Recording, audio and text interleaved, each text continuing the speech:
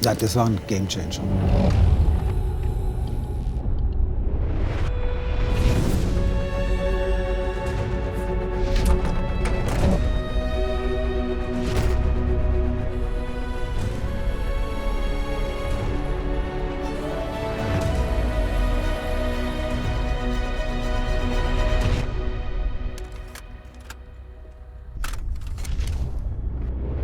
Mein Name ist Christoph Sagemüller und ich war bei Mercedes AMG verantwortlich für die Motorsportaktivitäten. Das war das Fuji-Rennen 2007. Ja. Also technische Ausfälle während einem Renneinsatz, sowohl Safety Car wie Medical Car, gab es während einem Grand Prix noch noch nie. Für mich ist es ganz wichtig, dass man das bis heute so sieht. Eine Werbeanzeige kann jeder machen und zu sagen, meiner ist besser als deiner. Aber die Souveränität von einem Feld herzufahren ist unbezahlbar für mich, ganz klipp und klar. SLS. Ja, das war ein Gamechanger.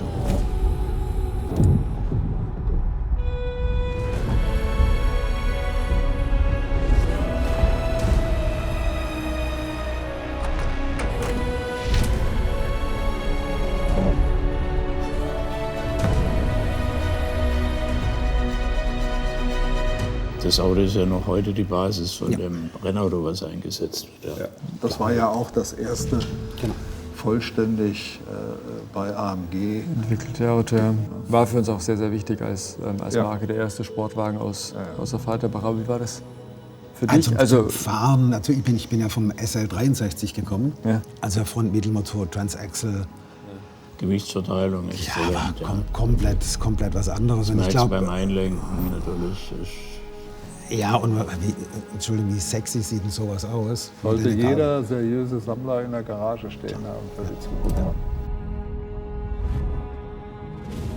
Der SLS ist ein Ausnahmefahrzeug, allein von der Fahrperformance her, von seinem V8 6,299 Liter Motor, was er gehabt hat. Der Klang, die Fahrbilanz, die lange Fronthaube mit dem brachialen Motor. Und ich glaube, da weiß jeder, wenn er das Auto sieht, woher das Auto stammt, aus den 50er Jahren, weil man einfach da einen Anschluss gesucht hat. Und einfach, weil es auch das erste komplett eigenentwickelte Fahrzeug war von AMG mit der Fahrperformance, die bis jetzt heute alles geprägt hat.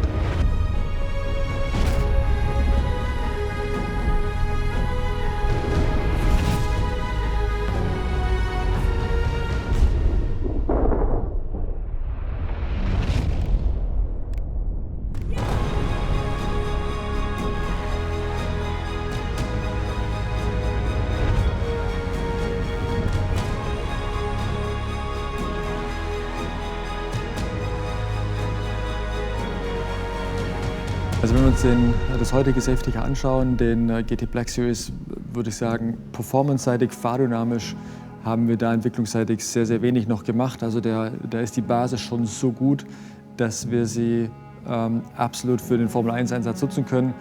Was wir da aber tatsächlich auch eingeführt haben, was es in der Form bisher noch nicht gab, was ich auch technisch sehr, sehr schön finde, ist, wir haben natürlich versucht, diesen sehr, sehr globigen Lichtbalken beispielsweise zu vermeiden und haben eben die Beleuchtung dann in die Windschutzscheibe integriert und auch in den Heckflügel. So etwas gab es bisher noch nie.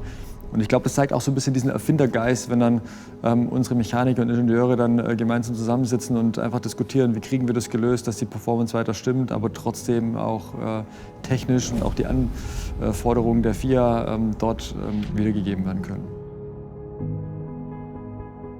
Ich denke, dass das Safety Car heute immer noch eine ähnlich wichtige Rolle innehat wie auch zu Beginn tatsächlich. Und das ist auch der Grund, warum es diese Funktion immer noch gibt, trotz auch neuer Möglichkeiten wie Virtual Safety Car und Co. ist einfach der Bedarf immer noch da, ein echtes Safety Car zu haben in gewissen Gefahrensituationen.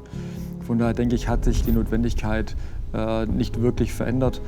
Ich glaube eher, dass das Anforderungsprofil sich über die Jahre verändert hat und auch der Grad der Professionalisierung.